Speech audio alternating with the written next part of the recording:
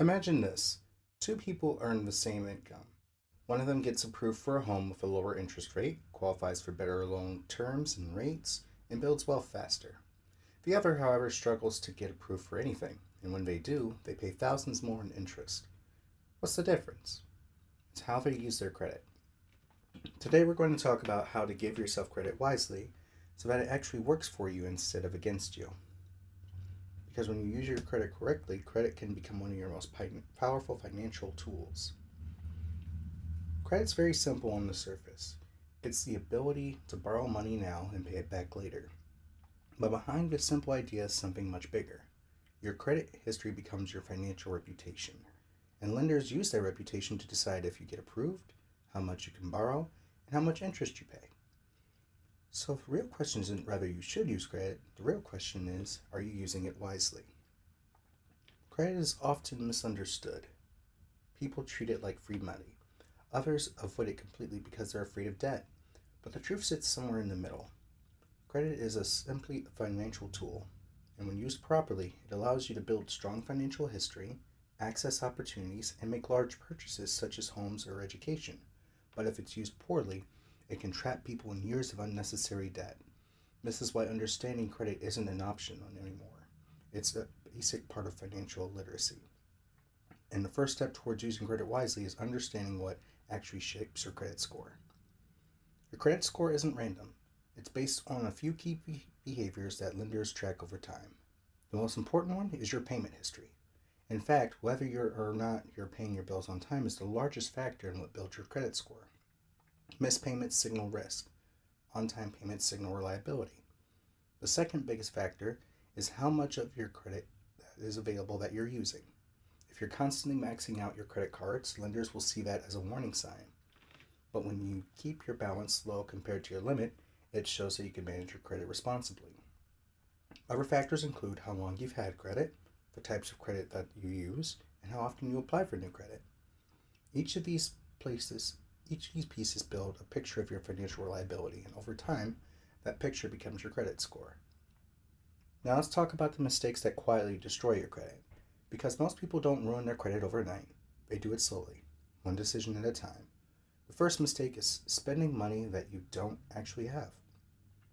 Credit cards make purchases feel painless. A swipe here, a swipe there, but interest rates on credit cards can be extremely high, some as high as 36%.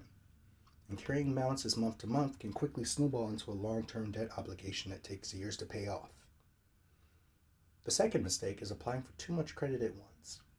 Every application signals a potential risk to a lender, and too many applications can lower your score and make lenders hesitant. The third mistake is ignoring your credit report.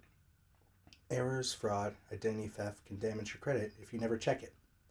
Reviewing your credit report regularly helps catch the problems early and helps prevent headache for later. Free tools such as Credit Karma, access to the different credit bureaus, and even sitting down with your personal banker at your local bank or credit union for a credit review are such ways you can access your credit report for free. The fourth mistake is treating your credit limit like a spending target. Just because the bank gives you access to a $1,500 or a $2,000 limit doesn't mean you have to spend that entire amount.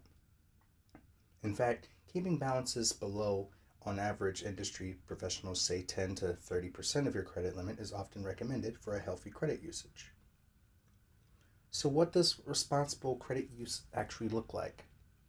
The principle is very simple. First, make sure you pay every single bill on time. Even one missed payment can drop your score, even as much as a margin of 100 points in some cases. Second, you want to make sure that you're spending within your means. If you cannot pay the balance in full each month, the purchase might not be worth it. Take about 24 hours to decide if that purchase you want to buy on that credit card is worth buying. And typically, if you don't have it on payday, don't touch it. The third is keep your balances low. Low utilization shows lenders that you're not dependent on credit or that you're inflating your income and living beyond your means. And the fourth is using your credit strategically. The credit should be able to help you achieve your goals, not delay them. When used correctly, your credit can become a financial bridge, but not a financial trap if used properly. The goal of credit isn't to borrow more money. The goal is to build trust with the financial system because strong credit can help open opportunities such as lower interest rates, easier loan approvals, and better financial flexibility. But that trust is built slowly, one responsible decision at a time. So when you think about credit, don't think of it as spending power, but think of it as your financial credibility, your financial report card, if you will. Using credit isn't Using your credit wisely isn't about perfection. It's about awareness. It's about understanding how your credit works and making decisions that protect your financial future. Because when you give yourself credit wisely, you're not just borrowing money, you're building the foundation for long-term financial freedom.